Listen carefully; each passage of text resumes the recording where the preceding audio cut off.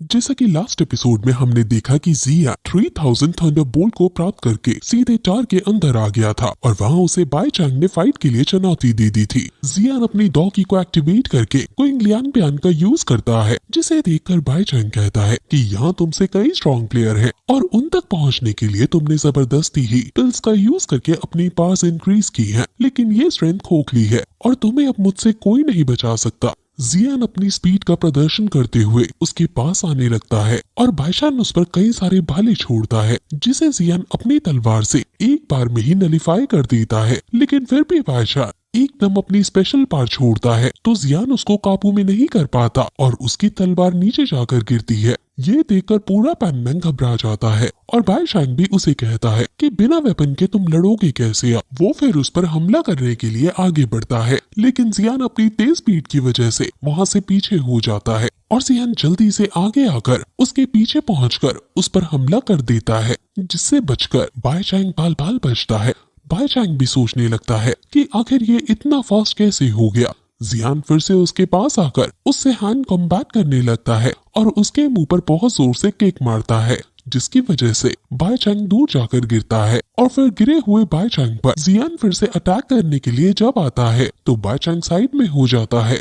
जी junior समझ जाती है कि वैली पर जाकर जियान ने जरूर नई स्किल्स प्राप्त की हैं, जिससे उसकी स्ट्रेंथ काफी ज्यादा बढ़ गई है। हान यू के साथ जो आदमी है वो भी जियान की स्टाइल को देखकर हैरान है कि वो अपनी तलवार को छोड़कर हैंड कॉम्बैट करने में ज्यादा तत्पर क्यों है। जरूर उसकी तलवार में कोई प्रॉब्लम होगी। बाईचांग भी अब जियान को अंडर एस्टिमेट करने की गलती पर पछताता है और अपनी फुल स्ट्रेंथ से लड़ने का डिसाइड करता है और जियान भी बिना तलवार के उससे कॉम्बैट फाइट करता है, जिसमें बाईचांग बुरी तरह हार रहा होता है और फिर सोचता है कि शायद अब मुझे हान जियान की दी हुई पिल्स को यूज करना ही होगा। हान जियान ने व्हाइट गैंग को एक खास गिफ्ट दिया था, जिसे खाकर उसकी स्ट्रेंथ अचानक से बहुत ज्यादा बढ़ जाएगी। बाईचांग को लड़ते लड़ते जैसे ही थोड़ा टाइम मिलता है वो तुरंत पिल को खा लेता है और उसकी बॉडी की डॉगी एकदम से बढ़ जाती है और जियान जब उस पर हमला करने जाता है तो बाईचांग इस पर अपने भाले से उसे रोक देता है और उसे धक्का देकर पीछे भी धकेल देता है। वो फिर बढ़ी हुई ताकत के साथ जियान के पास आता है और उस पर अटैक करने लगता है।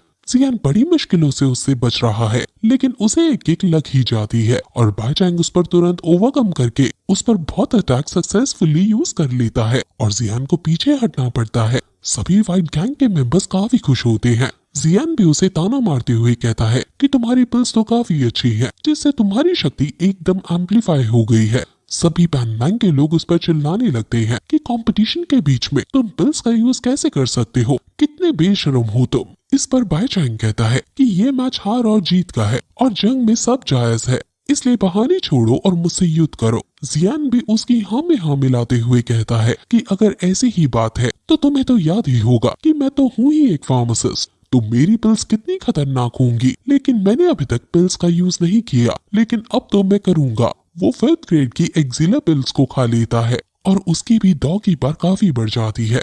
वो अपनी फ्लेम्स को निकालकर अब लड़ाई के लिए एकदम तैयार है और वो बाईचांग पर हमला करने के लिए तुरंत आगे बढ़ जाता है और दोनों के बीच फिर से कॉम्बैट फाइट होने लगती है और इसमें जियान जीतने लगता है। वो उसके भाले को पकड़कर उस पर अपनी फ्लेम से हमला करता है, जिससे उसका भी भाला दूर जाकर गिरता है। वो कहता है कि तुम्हारा एक्सिलर इफेक्टिव था, लेकिन मेरी एक्सिलर के सामने नहीं टेक पाया। उसके एक्सिलर का नाम लॉन्गलेदान है और ये सुनकर सभी हैरान है, क्योंकि ऐसा एक्सिलर तो कोई हाई लेवल एल्केमिस्ट ही बना सकते हैं। बाईचांग अब अपनी अर्थ आर्मर को पहन लेता है और कहता है कि बेशक तुम्हारे पास लॉन्गलेदान है, लेकिन मुझे हरा पाना इतना आसान नहीं। जियान भी कह देता है कि तो देखो अब कि कैसे मैं तुम्हारे कवच को तोड़ता हूँ। वो अपनी 3000 बोल्स का यूज करके अपने मार्शल ड्रैगन को निकालता है और उस पर हमला करता है। बाईशान भी जियान पर सेम अटैक करता है और दोनों का अटैक एक दूसरे से टकराने लगता है और जियान की फ्लेम्स बाईशान के अंदर जाने लगती हैं और ये असल में डार्क एनर्जी है जो उसके आर्मर को पूरी तरह पल्यूट कर देती है और जियान के फिर एक झटके से उसका आर्मर टूट जाता है। असल में जियान ने अपनी डार्क फ्लेम्स को उसके आर्मर के क्रैक में घुसा दिया था और अंदर से कमजोर कर दिया और फिर अंदर से ही उसके आर्मर को ब्लास्ट करवा दिया।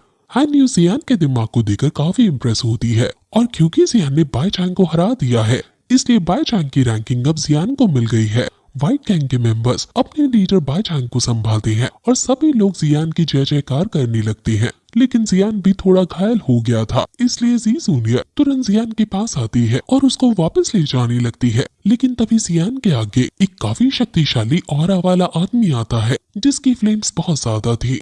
ये और कोई नहीं बल्कि क्रैकिंग माउंटेन क्लैन के लीडर जिसका नाम लियू किंग है वो है। इसकी रैंकिंग टॉप 10 में है और ये ल्यूफी का भाई है। ये ल्यूफी वही है जिसका जियान ने चेंबर यूज कर लिया था और उसके बॉडीगार्ड को कूद डाला था।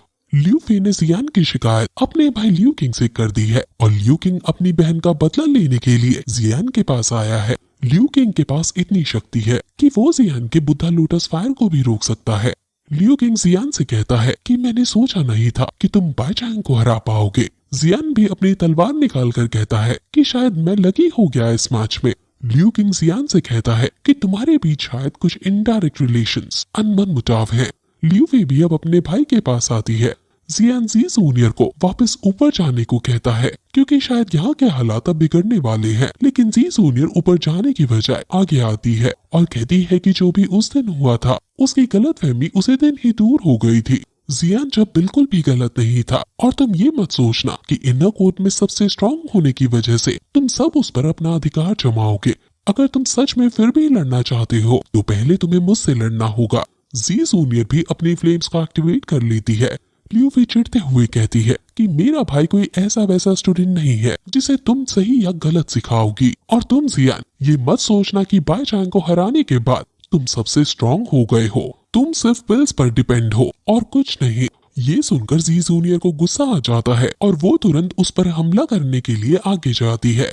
लियू किंग जी जूनियर को रोकने की कोशिश करता है लेकिन जी जूनियर उसे डॉज करती हुई आगे बढ़कर ल्यूफी को एक जोर का थप्पड़ लगा देती है जिससे ल्यूफी नीचे गिर जाती है और वो खुद जियान के पास आकर वापस खड़ी हो जाती है। ये देखकर सब हंसने लगते हैं और ल्यूफी की बहुत बेइज्जती हो जाती है। ल्यूफी को बहुत गुस्सा आता है और वो जी जूनियर को मारने के लिए आगे आने लगती है लेकिन उसका भाई उसे रोक देता है और लियू किंग कहता है कि अब तुमने हद पार कर दी है। ल्यूफी अपना बदला लेने के लिए कहती है जिस पर लियू किंग जियान को गुस्से से देखने लगता है। लेकिन तभी वहाँ हान यू के साथ वो दोनों लोग भी नीचे आते हैं और कहते हैं कि हमने अभी दो योद्धाओं के बीच फाइट देखी है और हमने एक्सपेक्ट नहीं किया था कि लड़कियों को फाइट में आने की जरूरत पड़ेगी।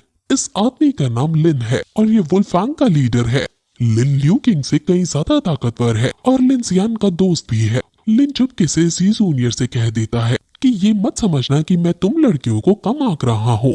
जियान समझ आता है कि लिन मदद करने के लिए आया है और वो जी जूनियर की तरफ से माफी मांगता है। लिन भी जी जूनियर की इसे नादानी कहता है और जियान को उसकी जान बचाने के लिए धन्यवाद कहता है क्योंकि अगर जियान ना होता तो ये तीनों ही मंकी के द्वारा मारे जाते। लियू किंग समझ जाता है कि लिन और जियान आपस में दोस्त हैं और फिर लिन लियू किंग से कहता है कि अभी अभी तुम्हारे सामने जियान ने इतनी बड़ी लड़ाई की है, इसकी दौकी भी कम हुई पड़ी है, तुम आखिर अभी इसे कैसे लड़ाई के लिए चुनौती दे सकते हो। लियू किंग भी कहता है कि मुझे भी शौक नहीं लड़कियों के बीच में होने वाली फाइट में इन्वॉल्व होने का, लेकिन मेरी बहन को पीटने का बदला मैं लेकर रहूंगा। अगले महीने रैंकिंग कंपटीशन होगा और अगर हमारी आपस में लड़ाई हुई तो अपना तुम्हें बेस्ट देना होगा ताकि मैं तब तुमसे बदला ले सकूं। जियान उसके चैलेंज को एक्सेप्ट कर लेता है और फिर सभी टावर से बाहर चले जाते हैं और जियान इन तीनों को धन्यवाद कहता है कि इन्होंने जियान की साइड ली। अब बाई चांग को हराने के बाद जियान की रैंकिंग 34 पर आ गई है